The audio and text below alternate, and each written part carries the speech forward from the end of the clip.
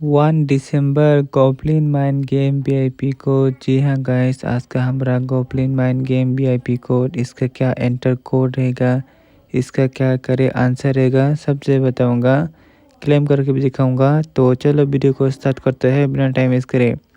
तो आज का हमारा एंटर कोड होने वाला है 5।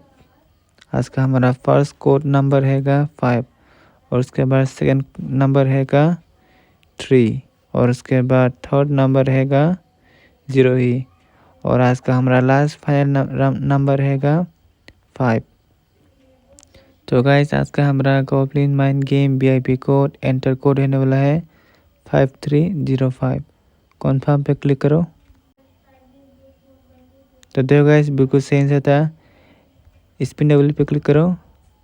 तो गाइस, ऐसे ही goblin mind game VIP code view देने के लिए मुझे सब्सक्राइब कर लो और बेल आइकन कॉल पे कर लो। तो मिल जाए नेक्स्ट वीडियो पर। Thank you for watching.